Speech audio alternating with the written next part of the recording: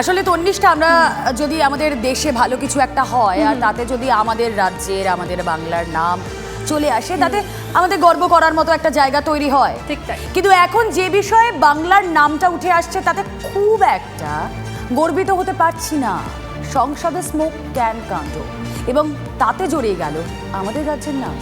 আর সূত্রের খবর কি জানেন, অন্যতম অভিযুক্ত ললিত ঝার মধ্য কলকাতায় থাকতেন।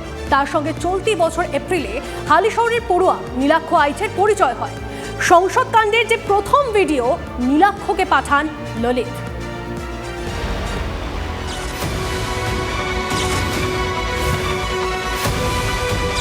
সংসদ আতঙ্কে বঙ্গযোগ। ठीक यही वो स्मोक बम है जिसका इस्तेमाल न केवल संसद परिसर में बल्कि सदन के भीतर किया गया था। তদন্তে উঠে আসছে অন্যতম অভিযুক্ত ললিত ঝায়ের নাম। সূত্রের খবর, মধ্য কলকাতার বড়বাজার এলাকায় শিক্ষক পরিচয়ে থাকতেন ললিত ঝা। 1.5 বছর আগে বাড়িতে তালা ঝুলিয়ে চলে যান। রাজ্যে একটি এনজিওর সঙ্গে যোগ রয়েছে ললিতের। রবিদার ঘর কোনটা গো? রবি বড়বাজার এলাকায় সেই বাড়িতে পৌঁছে যায় TV9 বাংলা। এর নাম কি ছিল? বলেই থাকতো এখানে? না, ললিত ঝা আমি জানি না। করতো কি এখানে? এখানে টিউশনই করতো। ওই রুমে ওই রুমে স্টুডেন্ট ছাড়া কেউ আসতো না। ये तो बातचीत करने आया होगा तो आया होगा, नहीं तो नहीं। স্বভাব वो আচার नहीं ব্যবহার কেমন ছিল? ছেলে তো ভালো ছিল, মানে আর এখানে ও পড়া মানে কি করতোটা কি? পড়াশোনা करता था उस टाइम में।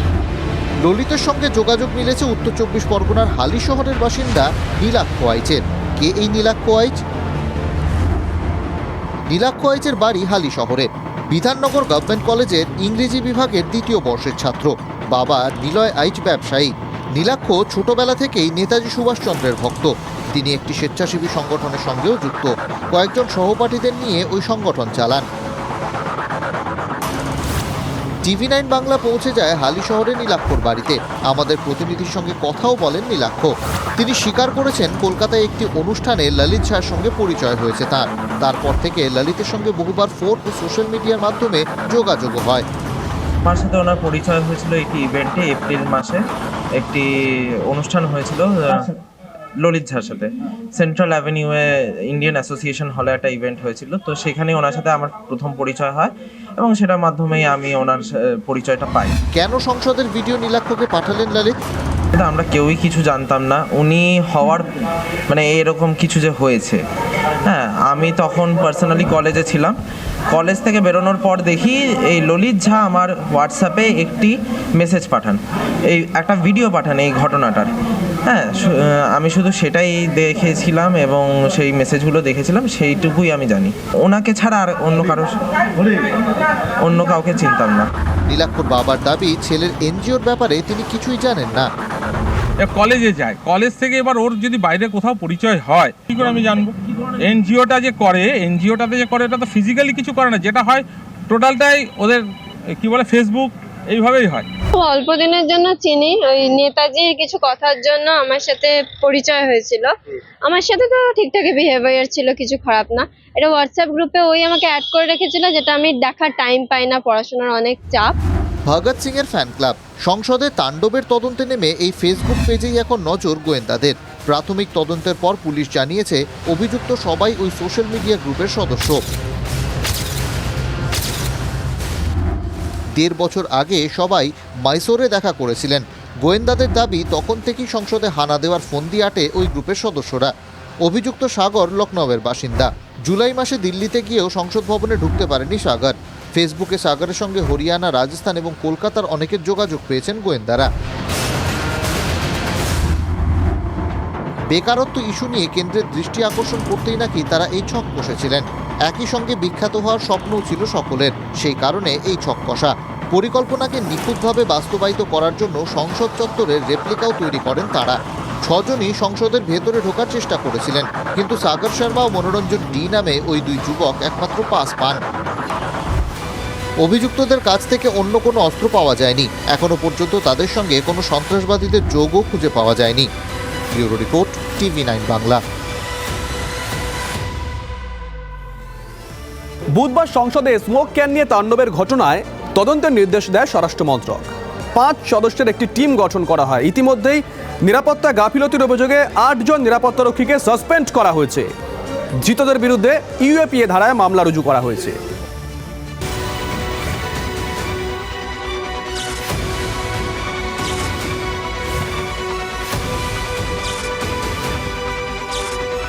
পকেটে ভিজিটর্স গ্যালারির পাস, পায়ের নিচে জুতোয় লুকোনো রং বোমা। এরপর যা হলো বুধবার সংসদে তার বলে দেওয়ার অপেক্ষা রাখে না। যদিও তদন্তে জানা গেছে হামলার ব্লুপ্রিন্ট সম্পূর্ণ আলাদা ছিল। বুধবার নয়, আসলে বৃহস্পতিবার 14ই ডিসেম্বর সংসদে হানার পরিকল্পনা ছিল অভিযুক্তদের, এবং হঠাৎ সিদ্ধান্ত নয়, গত 1 বছর ধরে এর পরিকল্পনা করছিল তারা। পরিকল্পনায় যাতে কোনো খামতি না থাকে তার জন্য গত বাদল অধিবেশনে নতুন সংসদ ভবনে ভিজিটর হিসেবে ঢুকেছিল অভিযুক্তরা। গোটা সংসদ ভবন ঘুরে রেকি করে গিয়েছিল। 4 জন সংসদের ভিতরে ঢুকে অশান্তি সৃষ্টি করার পরিকল্পনা করা হয় বলে খবর। কিন্তু পরিকল্পনার দিনক্ষণ বানচাল হয়ে যায় বিজেপি সাংসদ প্রতাপ সিনহার অফিস থেকে পাস পাওয়ার পর। 14ই ডিসেম্বর হানা দেওয়ার পরিকল্পনা থাকলেও 13ই ডিসেম্বরের পাস পায় অভিযুক্তদের মধ্যে 2 জন। ফলে শেষ পর্যন্ত 4 জনের বদলে সংসদের ভিতরে ঢোকে 2 জন, সাগর ও মনোরঞ্জন। দর্শক আসন থেকে ঝাঁপ দিয়ে রং বোমা নিয়ে স্পিকারের দিকে ছুটে যায় তারা। সংসদ ভবনের বাইরে স্মোক বম নিয়ে হাজির ছিল নীলম ও অমল। যিনি সই করে ওদের ঢুকিয়েছেন তিনিও ভারতীয় জনতা পার্টির এমপি, তাহলে তার সঙ্গে যোগসাযোগ ছিল কিনা এটার একটা নিশ্চিতভাবে ইনভেস্টিগেশন হওয়া দরকার, এবং ওই এমপিকে বরখাস্ত করতে হবে। 300-র উপরে এখানে নিরাপত্তারক্ষী থাকে, কালকে 176 জন ছিল। কেন ছিল? अंदर अंदर कितना खोखला हो गए हैं देश की सुरक्षा, ये क्या चिंता के विषय नहीं है हमारे प्रधानमंत्री जी को? अरे कम से कम ये तो कहे कि हमारा सदन में ये जो हमला हुई, मैं निंदा करता हूँ, कहीं अगर सुरक्षा की चूक हो तो मैं इसको निगरानी करते हुए, सारे निरीक्षण करते हुए मैं इसे सुधार लेंगे। ये कहने में क्या आसमान टूट पड़ती है? তদন্তে আরও জানা গিয়েছে, গত কয়েকদিনে দেশের বিভিন্ন প্রান্ত থেকে আলাদা আলাদাভাবে দিল্লিতে এসে পৌঁছয় ওই 4 অভিযুক্ত। ললিত ঝা তাদের থাকার ব্যবস্থা করে গুরুগ্রামে। ললিতারই বন্ধু বিকির বাড়িতে কয়েকদিন ছিল অভিযুক্তরা। এর আগে বাদল অধিবেশনে ভিজিটর্স পাস নিয়ে রেকি করে যায় মনোরঞ্জন। এমনকি বিজেপি সাংসদ প্রতাপ সিনহার থেকে ভিজিটর্স পাস নেওয়ার দায়ভারও ছিল তার উপর। সেজন্য সাংসদের অফিসের ব্যক্তিগত সচিবের সঙ্গে যোগাযোগ করেন মনোরঞ্জন। 14ই ডিসেম্বরের পাস চাওয়া হয়েছিল, কিন্তু সাংসদের অফিস থেকে 13ই ডিসেম্বরের পাস দেওয়া হয়। বুধবার সকালে ভিকির বাড়ি থেকে একটি রেডিও ট্যাক্সিতে সংসদের দিকে রওনা দেয় অভিযুক্ত 5 জন। পরিকল্পনা অনুযায়ী মনোরঞ্জন এবং সাগর সংসদের ভিতরে যায়। বাইরে অপেক্ষা করতে থাকে নীলম, অমল এবং ললিত ঝা। তদন্তে এও জানা গেছে অভিযুক্তদের আলাপ পরিচয় সবটাই হয়েছিল সোশ্যাল মিডিয়ার সূত্রে। পুলিশ সূত্রে খবর, গত প্রায় 4 বছর ধরে তারা একে অন্যকে চেনে। বেকারত্বের ইস্যু নিয়ে কেন্দ্রের দৃষ্টি আকর্ষণ করতেই নাকি এই ছক তারা কষেছিল। বিখ্যাত হওয়ার স্বপ্ন ছিল সকলের। এহেন পদক্ষেপের পিছনে সেটাও ছিল আরেকটি কারণ। পরিকল্পনাকে নিখুঁতভাবে বাস্তবায়িত করার জন্য সংসদ চত্বরের রেপ্লিকাও তৈরি করে তারা। ঘটনাচক্রে বুধবারই ছিল সংসদে জঙ্গি হামলার 22 বছর পূর্তি। সেই দিনেই যে কাণ্ড তারা ঘটালেন তার জল যে আরও বহুদূর গড়াবে এ কথা বলাই যায়। জ্যোতির্ময় কর্মকারের রিপোর্ট, TV9 বাংলা। এদিকে দেখো রুমেলা, সংসদে যে কাণ্ড ঘটেছে তা অত্যন্তভাবে নাড়িয়ে দিয়ে যাওয়ার মতো, এবং তাতেই সতর্ক আমাদের রাজ্যের বিধানসভা। আজ স্পিকারের নেতৃত্বে বৈঠক হয় বিধানসভায়। ঢেলে সাজানো হচ্ছে বিধানসভার নিরাপত্তা। এদিকে নবান্নের নিরাপত্তা ব্যবস্থা দেখে ক্ষুব্ধ মুখ্যমন্ত্রী মমতা বন্দ্যোপাধ্যায়। ডিরেক্টর অফ সিকিউরিটিকে বিষয়টি খতিয়ে দেখার নির্দেশ দিয়েছেন মুখ্যমন্ত্রী।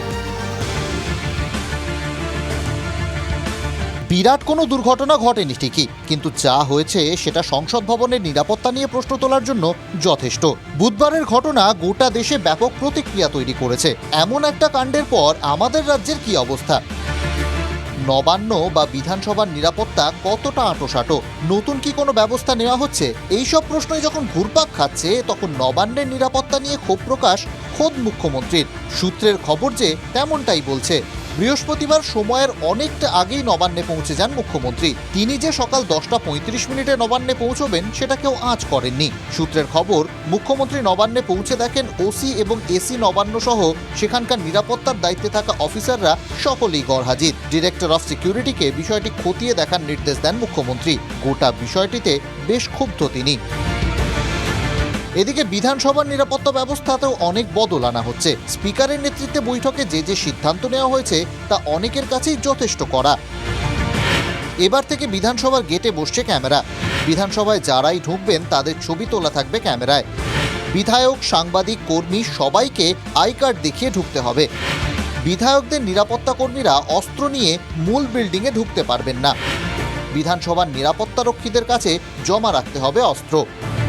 যারা বিধানসভায় ঢুকবেন সবাইকে তাদের কার্ড ডিসপ্লে করে ঢুকতে হবে এবং বিধানসভায় আমাদের যারা সদস্যরা রয়েছেন তারা গাড়ি নিয়ে ঢুকলে তাদের যে কম্পেনিয়ান তারা আমাদের এই দক্ষিণ দিকের গেট দিয়ে ঢুকতে পারবেন না, তাদের পশ্চিম দিকের গেটে গিয়ে তাদের পুরো স্ক্রিনিং করিয়ে তবে তাদের ভেতরে ঢোকানো হবে। শুধুমাত্র স্লিপ যখন দেবে, স্লিপ ভ্যালিড থাকবে ফর 2 আওয়ার্স অনলি। 2 ঘন্টার বেশি যারা ঢুকবেন 2 ঘন্টার মধ্যে তাদের বেরিয়ে যেতে হবে, 2 ঘন্টার বেশি তাদের থাকবে না। তাদের অন্তত এই বিষয়তে তাদের কিছুটা টনক নড়েছে এটা বলতে হবে, কিন্তু এটা ঠিক যে এটা মোটামুটি 1 মাস 15 দিন থাকবে এই ব্যবস্থা, কারণ লোক নেই তো। একজন সিকিউরিটি বিধানসভার মধ্যে তাকে যদি 100 জনকে দেখভাল করতে হয়, কোথা থেকে সে সিকিউরিটি দেবে? সব মিলিয়ে সংসদ কাণ্ডের পরিপ্রেক্ষিতে শিক্ষা নিল রাজ্য বিধানসভা এবং নিরাপত্তা সুনিশ্চিত করবার জন্য বেশ কিছু গুরুত্বপূর্ণ পদক্ষেপ নেওয়া হলো বিধানসভা কর্তৃপক্ষের তরফে। ক্যামেরায় দীপঙ্কর জানার সঙ্গে সৌরভ গুহ, TV9 বাংলা, কলকাতা।